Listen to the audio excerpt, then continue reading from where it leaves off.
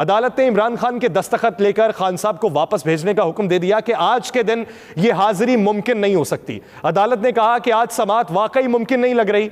जज साहब ने कहा कि जो हो रहा है उस पर अफसोस है, अदालत अमन चाहती है। तो उसके बाद फिर हुआ क्या? भेजा गया एसपी समी को और उनके साथ साथ शिबली फराज थे कि आप दोनों जाइए, इमरान खान साहब से दस्तखत करवाकर वापस ले आइए और इमरान खान साहब को कहिए कि आज आप चले जाएं, वकला के साथ समाअत आगे बढ़ेगी। एसपी साहब गए और एसपी साहब जब बाहर दोबारा वापस आए अदालत के अंदर तो एसपी साहब ने यह कहा कि मुझे वकील ने, बैरिस्टर गौहर ने फाइल थमा दी थी, मैं फाइल लेके आ रहा था लेकिन शेलिंग हुई, मैं नीचे गिरा और बाद में मुझे नहीं मालूम कि वो फाइल कहां पे गई। वहां पे अदालत में मौजूद हर शख्स हक्का बक्का रह गया। ख्वाजा हारिस ने कहा कि ये एसपी झूठ बोल रहा है। अदालत ने कहा कि एसपी से बाज़पुरस की जाएगी। एसपी से पूछा गया कि फाइल किधर है? एसपी ने कहा कि मुझे नहीं मालूम, मेरा ख्याल है कि शिबली फराज साहब फाइल लेके गायब हो गए। शिबली फराज साहब को ढूंढा जाता रहा। उनके बारे में इत्तलात ये आई कि शिबली फराज पे तशद्दुद किया गया, गालियां दी गई और उन्हें गिरफ्तार कर लिया गया, लेकिन उसके भी हकायक मंजर आम पे नहीं आ सके। खान साहब ने वहां से वापसी का रास्ता ले लिया। कारकुनान अभी कुछ मौजूद थे जुडिशल कॉम्प्लेक्स के बाहर और वहां पे अफरा तफरी का आलम था, पथराव फिर भी हो रहा था। अदालत ने यह कहा कि एसपी से बाज़पुरस की जाएगी। एसपी को कहा कि वो फाइल लेके आए वरना जुडिशल ऑर्डर जारी कर देंगे। एसपी ने कहा आप मुझे 10 मिनट दें, मैं फाइल ढूंढ के लाता हूं। उधर जो पाकिस्तान तहरीक इंसाफ के चेयरमैन इमरान खान के वकला थे, उन्होंने मौक़िफ़ इख्तियार किया कि हमारे पास रिकॉर्डिंग मौजूद है, वो तमाम तस्वीरी शवाहिद मौजूद हैं कि दस्तखत करवाने के बाद फाइल जो है ये बैरिस्टर गौहर ने एसपी को फराहम की थी और एसपी वहां से लेकर वापस आ गए। ये फाइल इस वक्त आईजी इस्लामाबाद के पास है। आईजी इस्लामाबाद ने जानबूझ के ये फाइल अपने हाथ में छुपा रखी है कि अदालत में इसे पेश ना किया जा सके। ऐसी कोई भी अदालती नज़ीर नहीं मिलती इससे पहले कि फाइल ही गुम हो जाए जिसके ऊपर मुलजिम ने दस्तखत किए हों। अदालत ने कहा कि इसका हल कुछ ढूंढते हैं। अदालत ने यह फैसला किया कि 30 मार्च तक यह समाअत जो है वो मुलतवी कर दी गई। 30 मार्च को दोबारा समाअत होगी और 30 मार्च तक वारंट गिरफ्तारी भी मुअत्तल कर दिए गए। यह तो था इस्लामाबाद की सूरत हाल का मंजरनामा। लाहौर में उसके बाद क्या हुआ कि लाहौर में कॉल दे दी गई सदर पीटीआई की जानिब से कि आप वापस जमान पाक पहुंचे तमाम कारकुनान को।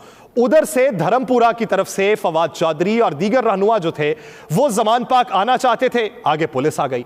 पुलिस और इंतजामिया ने वहां पे और काम क्या किया कि बाहर जो ग्रीन बेल्ट थी जो केनाल रोड से मुंसलिक है वहां पे पानी छोड़ दिया गया कि यहां पे वापस दोबारा कैंप ना लगाए जाएं, क्योंकि कैंप पहले से उखाड़ दिए गए थे। सवाल यह है कि आप रियासती मशीनरी झोंक देंगे, सवाल यह है कि आप रियासती इदारों को अवाम के मुकाबले में लाएंगे, सवाल यह है कि अदालत अमनो अमान कायम करना चाहती है, सवाल यह है कि आप ही की मंशा के मुताबिक अगर वो अदालत में जाना चाहता है तो रोकना कौन चाहता है? ये अमनो अमान में नुक्से अमन का खतरा कौन पैदा करना चाहता है? ये आपके जहनों की इख्तरा यह है कि इस तरीके से इस पार्टी को ब्लैकलिस्ट किया जाएगा, तो देखिए कि आप हौसले किस तरीके से पस्त कर सकते हैं। आपने उस दिन जमान पाक पे चढ़ाई की, लोगों के पास पत्थर खत्म हो चुके थे। ऐसा नहीं होना चाहिए कि अपनी ही पुलिस के ऊपर पथराव किया जाता रहे, अपने ही रेंजर्स एहलकारों के ऊपर पथराव किया जाता रहे, लेकिन आपने माइंड सेट कैसा बनाया? मनाजिर मौजूद हैं कि साथ वाले घर से एक बूढ़ी औरत निकलती है और कारकुनान को यह कहती है कि पत्थर क्यों नहीं मारते, तो वो कहते हैं कि पत्थर खत्म हो चुके हैं, तो वो कहती है कि मेरी दीवार तोड़ लो। तो कारकुनान को यह लगा कि शायद बुढ़िया मजाक कर रही है। वो बूढ़ी औरत घर जाती है, वहां से जाके हथौड़ा लाती है और हथौड़े से अपनी दीवार की 2 ईंटें तोड़ देती है। वो कहती है पकड़ो, तोड़ो, इसे तोड़ो और मारो इनको। ये आपने पाकिस्तान की सूरत हाल बना दी है। अगर आप पुरअमन तरीके से कंट्रोल करना चाहते, अगर आप मुस्बत जेस्चर देना चाहते तो पेशियां भी हो जाती, आपका नैरेटिव भी बन जाता और दूसरी तरफ से आप किसी को पसपाई का सामना करने पर मजबूर भी करते। लेकिन आपने ही पाकिस्तान तहरीक इंसाफ की इलेक्शन कैंपेन बनाई। आप चढ़ाई करते हैं, वो कारकुनान को लेकर रैली की सूरत में निकलता है, उसकी इलेक्शन कैंपेन होती है और दूसरी तरफ एक पूरा नैरेटिव भी बिल्ड हो रहा है। किस तरीके से उस नैरेटिव को खत्म करेंगे, किस तरीके से अपना नया बयानिया बनाएंगे? हालात पे आप काबू नहीं पा सके, महंगाई पे आप काबू नहीं पा सके, दूसरी तरफ उसकी रैलियों के ऊपर आप पाबंदी लगाते हैं तो पूरे का पूरा सोशल मीडिया भरा पड़ा है। इधर आप पाबंदी लगाते हैं तो इधर की पाबंदी का नुकसान आपको भारी कीमत में अदा करना पड़ रहा है कि वहां पे आप जमाबंदी नहीं कर सकते। यहां पे तो आप एक शफाफ तरीका कार के तहत आईनियों और पार्लिमानी कवानीन का नफाज करते हुए पार्लिमानी जुमलों की अदायगी पे मजबूर कर सकते हैं, तो सोशल मीडिया पे आप क्या करेंगे? वहां पे तो पार्लिमानी जुमले अदा नहीं हो रहे।